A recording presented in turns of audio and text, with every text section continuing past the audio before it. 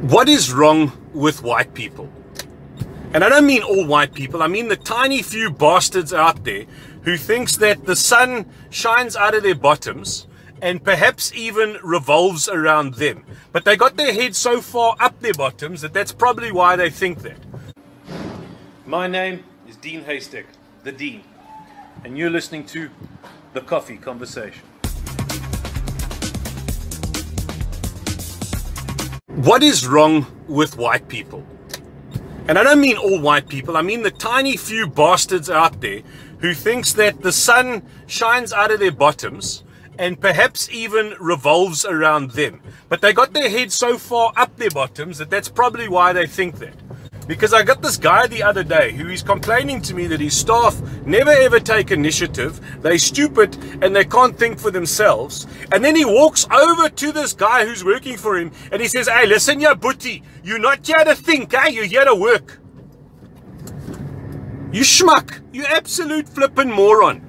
You know, it's guys like that that give most of the decent white folk in this country a really, really bad name. And it's schmucks like that who are actually causing the problems in this country, because when the other hateful few on the other side, because there aren't many hateful blacks either, but there are a few, when they then want to hold things against white people, they use you, you schmuck, as the example. And you're a damn embarrassment. I go to a prayer meeting about, I don't know, 4 or 5 years ago, I think it was now. It's Time, Angus Buchan, Bloemfontein, and 1 million people, literally 1 million people rocked up to this prayer meeting. It was flippin' awesome, actually.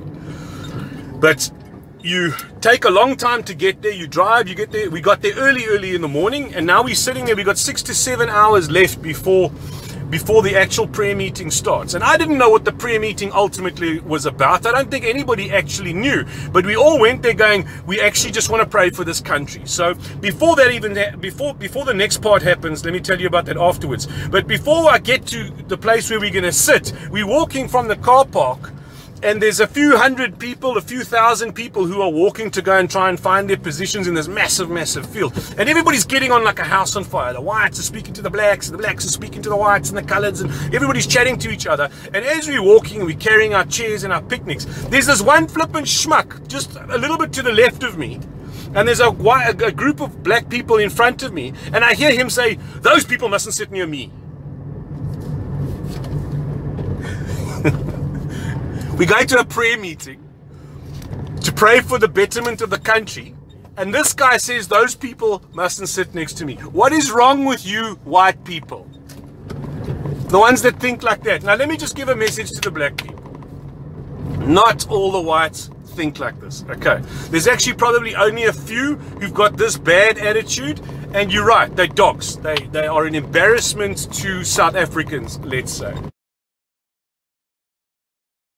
We got 6 or 7 hours before the actual prayer meeting starts, and I'm not going to sit there doing nothing, chewing my nails. I want to find out what people are there for. It says it's time. So I go up to random groups of people, black, white, Indian, colored, whoever I can find. And I say, "Listen, can I chat to you? The theme of this prayer meeting is called It's Time. What? It's time for what? Why are you here? What are you praying for?" My goodness, it was absolutely brilliant. Every single group that I've spoken to, and I must have spoken to, I don't know how many groups, but I must have spoken to about 120 to 150 people in total. And every single one of them, up until that point, had said, "No, we're here because we want a better country. We want a more inclusive country. We want things to work. We want unemployment to drop. We want employment to increase. We want people to live better lives. We want peace, and we want freedom for all." And that was beautiful. It really, really spoke to me tremendously and helped me even understand why the heck I was there.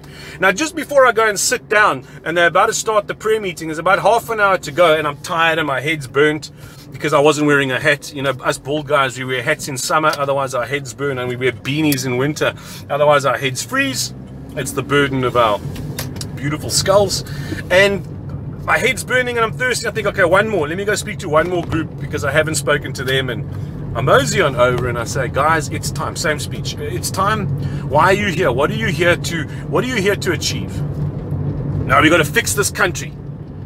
You know, these black people, all they want to do is take. They want everything for free and they don't want to do anything. You flippin', and I nearly swore right now, and I'm thank goodness I didn't because my daughter might watch this, but you absolute bloody moron. You are the problem. You are not the solution. There's so much darkness up your bum. There's no ways the sun shines out of it. That I can tell you. So, I don't know, you're an embarrassing lot. Go somewhere else, damn it. Because honestly, when I stand in front of, and there are some hateful black people, when I stand in one of them, you know what? They use you as the example. And how do I defend myself as actually a guy who gives a damn against a schmuck like you? These black people mustn't come sit near me. You're not here to work, but you're not here to think. You're here to work, and then you complain that he doesn't think for himself. You're the problem. Thank goodness there's only a few people like that. Not few enough, but thank goodness there's only a few. My name's Dean Haystack, and I'm just a guy who gives a damn.